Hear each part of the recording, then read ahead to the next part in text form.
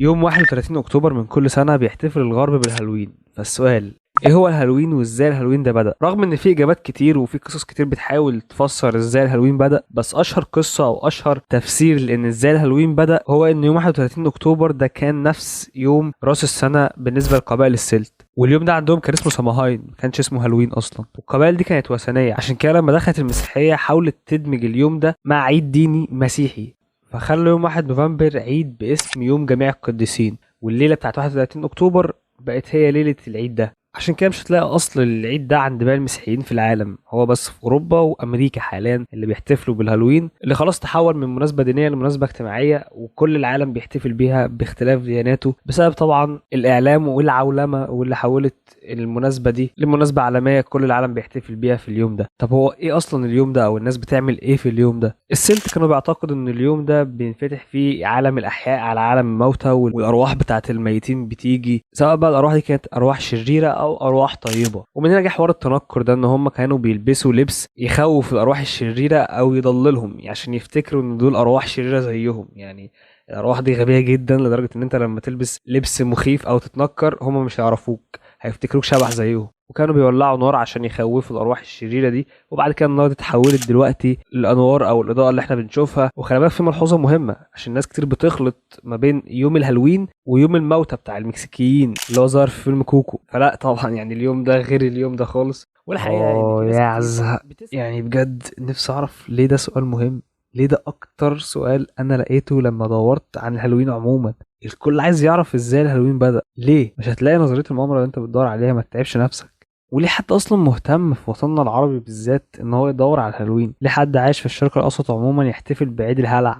ما احنا عايشين في 365 يوم هلع طول السنة، محدش يتكلم. وده بينقلنا لسؤال مهم جدا، وموضوع دايما بفكر فيه، ليه افلام الرعب ناجحة؟ يعني مثلا هما بيخوفوك في الافلام دي بالضلمة، طب ما انت النور بيقطع عندك كل يوم، ومعظمها بتدور حوالين الاشباح. يعني ما اعتقدش ان في حد طبيعي هيخاف من الاشباح اكتر من المستقبل يعني. بس لا، خلينا نتكلم جد.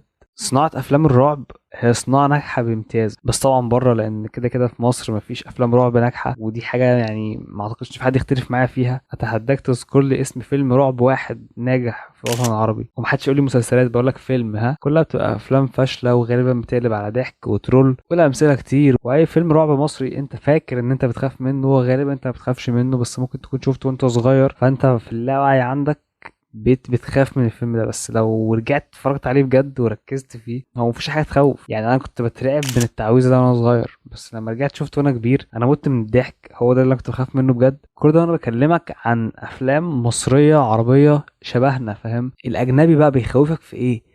مهما كان الفيلم مظبوط كجرافيكس او كقصة حتى او كاخراج، في الاخر الرعب ده بيختلف فعلا من ثقافة لثقافة، والممارسات الشعبية اكبر دليل على الموضوع ده. يعني شوف القصص اللي عندنا والقصص اللي عندهم، سواء نداهة او ابو رجل مسلوخة والحاجات دي كلها، مستحيل تلاقي قصة رعب بتتكلم مثلا عن ارواح شريرة. مفيش الكلام ده. في اختلاف ما بين ثقافة الغرب عموما والشرق. فما علينا، اللي انا عايز اتكلم عنه هو ان افلام الرعب اكتر حاجة غريبة جدا بالنسبة لي، وغريب جدا ان لها كمية الجمهور ده، ونجاحها غريب جدا، لان بحس ان هي ساذجة وسخيفة ومعظمها سطحية جدا.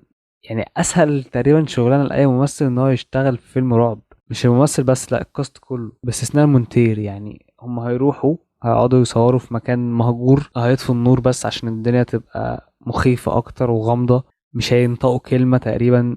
السكريبت هيبقى عبارة عن كلمتين تقريبا أو جملتين في الفيلم كله، وطول الفيلم مؤثرات صوتية، مش هيخلوا حد يتكلم أصلا. معظم الأفلام دي بيبقى رتمها بطيء، وفجأة بيعلى الريتم وبيطلعوا يجروا، بعد كده بيرجع تاني بطيء، وحاجة قمة العبث. فقول لي بجد، لو انت بتحب افلام الرعب، بتحب ايه في افلام الرعب؟ انا فاهم فكرة السبب العلمي لان الناس بتحب افلام الرعب، ولو انت متعرفوش فالسبب المفروض يعني ان هو السبب العلمي لان الناس بتحب افلام الرعب ان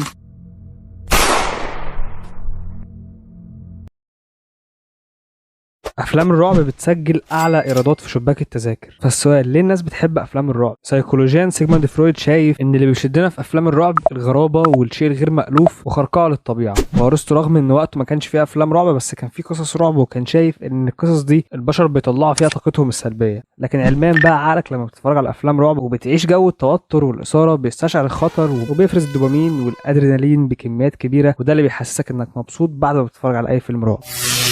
فده كلام زي الفل، بس يعني معم يخرط مشطي، يعني مش قادر ابلعه، فاهم؟ ده ليه؟ ده لان انت ممكن تحب فيلم رعب او فيلمين او 3 افلام، بس لو انت ما لاحظتش بعد 3 افلام بالظبط ان كل افلام الرعب هي عباره عن نفس الفكره بالظبط، وان حتى القصه معظم القصص شبه بعض بشكل مش طبيعي، ودي حاجه متعارف عليها جدا ان صناع افلام الرعب بيعيدوا صناعه نفس الافلام تاني، لان هو عارف ان كده كده اللي بيتفرج مش مهتم قوي بالقصه ومش مهتم قوي بعناصر الفيلم اللي هو قاعد بيعيد فيها كل فيلم وكل جزء جديد للفيلم، وكل مره هيعيد نفس الحاجات. الناس حتى لو لاحظت محدش هيزعل وكله هيبقى متفرج ومبسوط. فده اللي فاهم الحاجه اللي مش داخله دماغي، لو انت ازاي كواحد مدمن افلام رعب لسه بتحب افلام الرعب، لان الحاجه اللي اصلا مبنية عليها حب افلام الرعب هي تفاعلك مع فيلم الرعب ده. فالطبيعي ان انت لما حد هيخضك مرة تاني مرة هيجي يخضك انت مش هتتخض خلاص. فانت ازاي بعد كل التكرار ده انت لسه زي ما انت وقادر تتفاعل وتستمتع بافلام الرعب دي؟ عموما قولوا لي رايكم انتوا في الكومنتات، هل فعلا بتتفرجوا على افلام رعب؟ ولو بتتفرجوا حاولوا تشرحوا لي الموضوع ده لان انا فعلا مش فاهم. ولو ما بتتفرجوش فطمنوني ان انا مش لوحدي، ومش قصدي اي اهانه لو انت بتحب افلام الرعب وبتتفرج عليها فانجوي يا مان، عيش وانبسط واعمل اللي انت عايزه. ولو ما بتحبش افلام الرعب فربنا يعينك على افلام الرعب التانية اللي انت عايشها، خصوصا لو انت بقى ايه فاهم مشجع كروي الفريق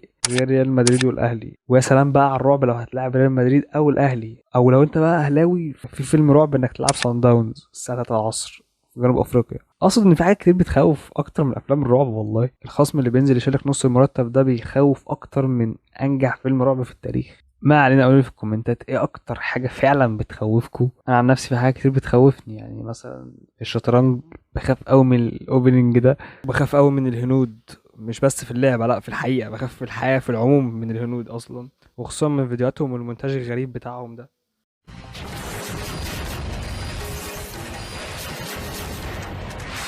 وفي الفيديوهات بخاف قوي من ان وانا بسجل مثلا يكون التسجيل مقفول، وده احساس بيجيلي دايما في اخر اي فيديو ان اكيد كل اللي انا سجلته ده ما تسجلش، اكيد انا ما دوستش على الزرار، واكيد هضطر اعيد ده كله من الاول. وبتحصل، ده مش OCD ولا حاجه، عموما مضطر اقفل الفيديو هنا لان انا لو بجد ما قفلتش الفيديو دلوقتي مش هبطل رغي. وبالمناسبه دي تاني سنه على التوالي بنقول نفس الكلمه رغم ان احنا ما بنحتفلش بالهالوين، بس نو هالوين ذيس يير ذا هيرور از ريل. والسلام عليكم.